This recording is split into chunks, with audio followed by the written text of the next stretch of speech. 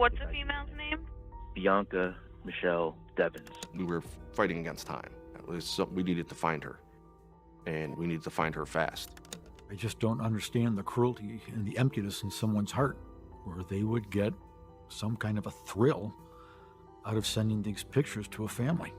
I think it wasn't until that very moment that we realized this was probably the most horrible, terrible thing that either of us have ever seen in our life, and as a prosecutor.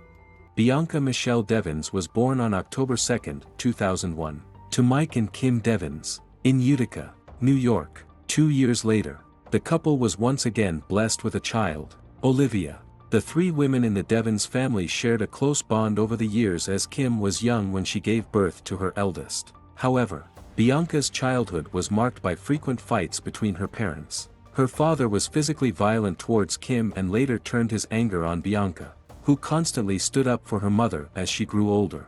In 2015, after several domestic harm complaints, Mike would be gone from their lives for good.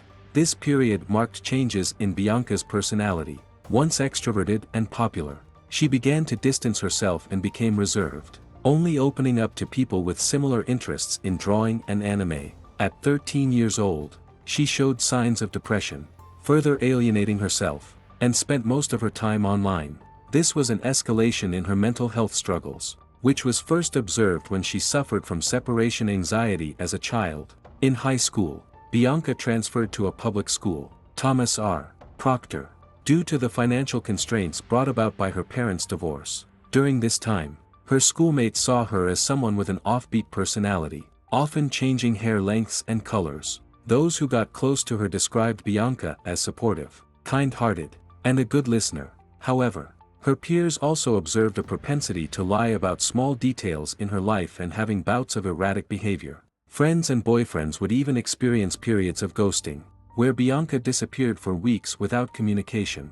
This all made sense after she was diagnosed with borderline personality disorder, or BPD, at 16 years old. BPD was characterized by emotional instability, impulsive behavior, negative self-image, and fear of abandonment. Simultaneously, she had post-traumatic stress disorder, a condition that prevented her from leaving home and going to school. Because of her worsening panic attacks, Kim enrolled her daughter in a homebound tutoring program. Stuck at home, Bianca would further seek refuge in the online world. By 2017, she had several accounts on social media platforms such as Tumblr, Instagram, Snapchat, Discord, and 4chan. Her online identities were diverse, from being the sweet girl next door type to edgy goth. Bianca was intuitive and deftly adapted her persona to the online community she was engaging in to keep her followers interested.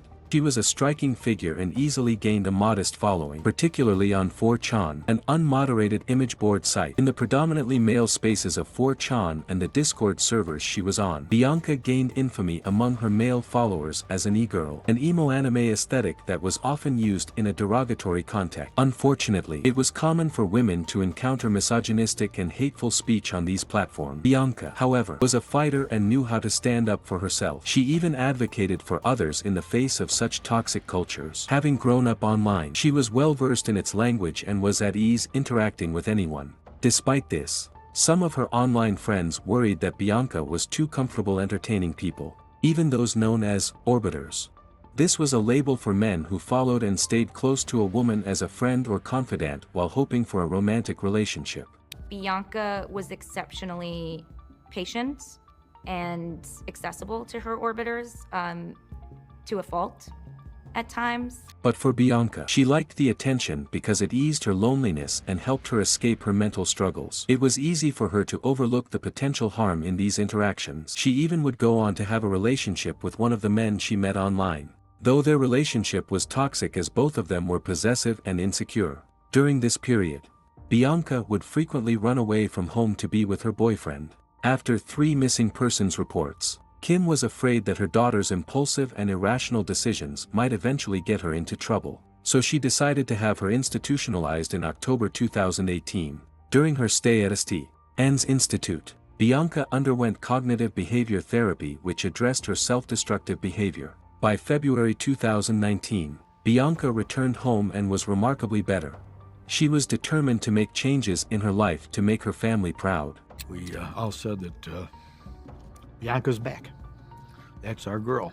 And there was this glow in her eyes that when she talked about going to college and what she was going to do with her life. She then went back to school to finish her senior year, after which, she looked forward to attending the nearby Mohawk Valley Community College. Her personal experience with mental health issues and natural propensity to help other people influenced her decision to pursue a degree in psychology. Bianca also reconnected with friends and spent more time on her art and modeling, where she had started to gain some agents' interest. At the same time, she was still active online and continued being a popular figure in the online communities she was in. In May 2019, she started exchanging messages with Brandon Andrew Clark, one of her 2,000 followers on Instagram.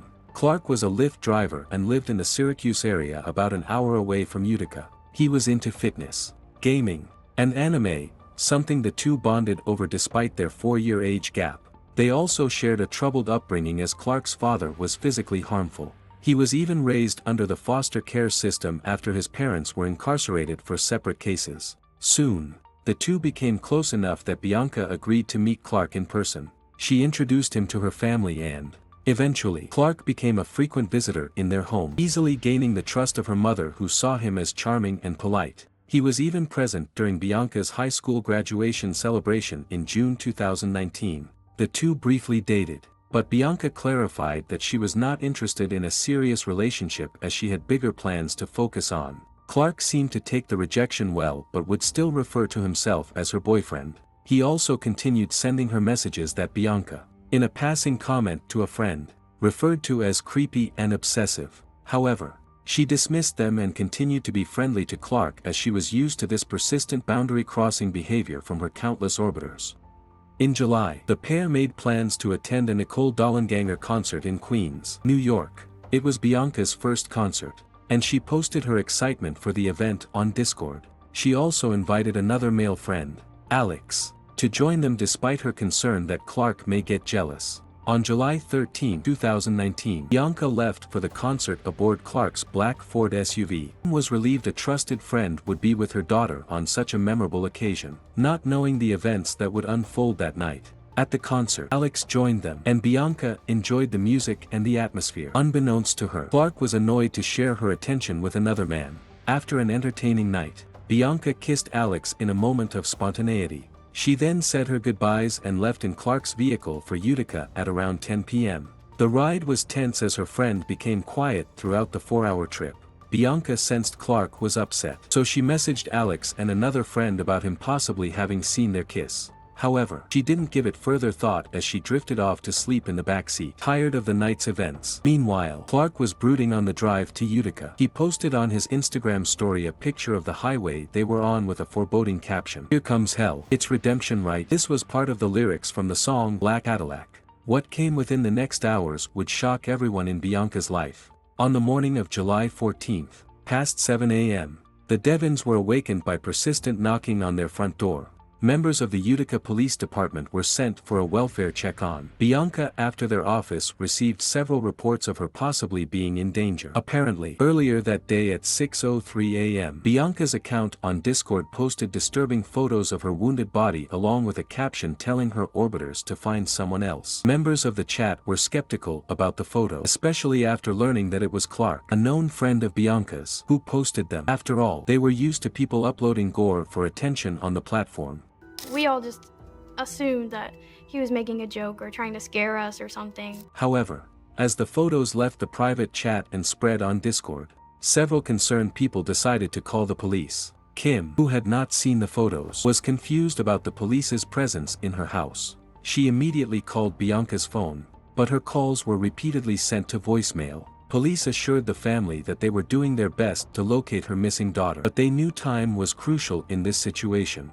Then, at around 7:30 a.m., a 911 dispatcher received a call from Clark. He reported on a crime done to Bianca Devins, adding that he needed to complete part 2 of the plan and take his own life. The dispatcher immediately radioed the information to the police at the scene, while trying to keep the caller longer on the line to determine his location. Surprisingly, before ending the call, Clark gave the dispatcher his exact location.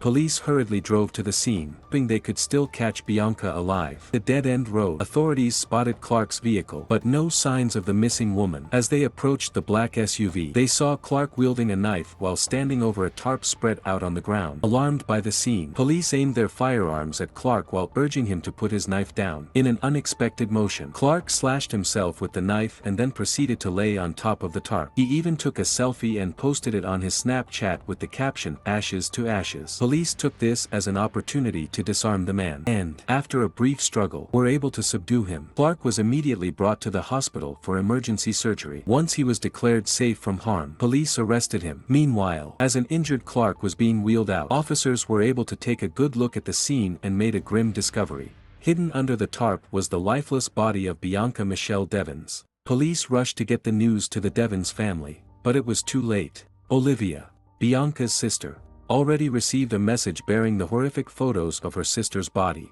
Olivia was in the kitchen with her friend, and we heard the most excruciating scream that you have ever heard come out of a teenager. Apparently, as police were on their way to the crime scene from the Devins residence, Clark posted more vivid images of Bianca's demise on his Instagram account. Kim was stunned, refusing to accept that her beloved daughter was now gone. Investigators and prosecutors, Sarah DeMellier and Michael Nolan, immediately got to work trying to uncover what happened that night. According to their report, once in Utica, Clark parked the black SUV in a wooded area at the end of a residential road, a few minutes away from the Devins' home. He then turned to the sleeping woman in the back seat and shook her awake. He immediately confronted Bianca about her kissing Alex at the concert. Realizing that Clark was jealous, Bianca quickly apologized, hoping to appease the man. However, he rebuffed her apology, so Bianca firmly reminded Clark that they were just friends and not dating. After a while, she asked the still fuming man when he would drive her home. In a moment of desperation and rage, Clark pulled out a knife he had been hiding beside his seat and began to stab the surprised woman. In between, he would scream and look at his phone, which was recording the horrific act. He blamed Bianca for her terrible fate while the woman fought back. In the end, however, she was powerless against the furious man. After the gruesome deed, Clark took photos of Bianca's limp body. He updated his Instagram story with a photo of his victim's bloodied arm with the caption, "I'm sorry Bianca." Clark then arranged a symbolic and meticulously planned crime scene. He laid out Bianca's body on the road and covered her with a tarp. As the song, "Test Drive" by Joji played on loop in the background, he spray-painted the words, "May you never forget me," on the pavement. Investigators would discover that the song talked about a one-sided love affair, while the spray-painted quote was from a Japanese manga that Bianca and Clark read together. The books are dark, they're violent, and it's almost a Japanese dark version of Romeo and Juliet. During the forensic analysis of the perpetrator's cell phone, police discovered that Clark had been planning this crime for a while, possibly after Bianca had made clear she did not want to be in a relationship with him. He made a checklist on his phone, listing details of the act and the materials he would need, such as the knife, rope, and tarp. His browser history also revealed Google searches for ways to end someone's life, specifically how to choke someone and how to hit the carotid artery. Even worse, they found the video of his heinous act still saved on his phone. 2 weeks after the crime, Clark was officially charged with second-degree murder. He pleaded not guilty and considered using extreme emotional disturbance as his defense. However, prosecutors and investigators were determined to bring him to justice. They did not agree that it was a crime of passion. Brandon had this planned. He had the video staged. He had the phone staged. He knew exactly what he was doing. The family also believed that his hurt feelings over Bianca's rejection would never be enough justification for taking away her life. Surprisingly, on February 20, 2020, just before the trial was set to begin, Clark pleaded guilty to Bianca's murder. He was apologetic and said he wanted to spare the family from seeing gruesome images of Bianca during the trial. However, Clark changed his mind 5 months later and requested to withdraw his guilty plea, blaming his lawyer, Luke Nabush, for pushing him into it. This was refuted by the defense attorney. After hearing both sides, Oneida County Judge Michael Dwyer denied Clark's request. Finally, on March 26, 2021, Brandon Andrew Clark was sentenced to 25 years to life in prison for the second-degree murder of Bianca Devins. He would only be eligible for parole after 25 years. Though relieved that justice was served, her family knew it would not bring back Bianca's life. Furthermore, the family was facing other battles online. As Bianca's photos and the details of her death spread to different social media platforms, Kim and Olivia were bombarded by cruel people sending them the horrific images in an attempt to terrorize them. Several accounts also exploited Bianca's tragedy for more followers and likes by promising to send the photos and videos once they subscribed. This traumatized the family, further prompting Olivia to deactivate her social media accounts. In response, a group of social media users, made up mostly of young women like Bianca, started posting beautiful images to push the abhorrent photos down the search results. Meanwhile, Kim chose to turn her grief into action. Out of her mother's instinct to protect her daughter's dignity even in death, she and Frank, Bianca's grandfather, worked with local legislators to get Bianca's law passed. The bill aimed to hold social media companies accountable for violent and graphic content that they allow on their platforms and made sharing graphic images of crime victims on the internet illegal in New York. This law passed in December 2022. A scholarship was also established in Bianca's name to honor her dreams of helping those who struggled with their mental health. Bianca Devins was laid to rest on July 19, 2019. Months later, on February 15, 2020, her loved ones held the B Gala, a fashion and art show dedicated to honor her memory. There, they displayed Bianca's completed and unfinished artworks, as well as her friends' artworks symbolizing the bright young woman who was taken from them too soon. The gala's proceeds went to her scholarship fund, hoping that Bianca's influence can further open doors to other aspiring individuals. I'm happy to be a part of this, celebrating, happiness, positivity, and also a memory of a beautiful girl that I was fortunate enough to get to know, and I'm happy to have gotten to know. Although Bianca's promising life was cut short, her family hopes that the eponymous Bianca's Law and Bianca Devins Memorial Scholarship Fund will help people avoid the same struggle and tragedy that she went through. They believe that by continuing Bianca's mission of helping other people, they were keeping her beautiful spirit and memories alive. I want Bianca to be remembered for her smile, for her bright spirit, for her huge caring heart. Bianca always wanted to help someone, even in her worst struggles. When she couldn't help herself, she helped others, and she will never ever be forgotten.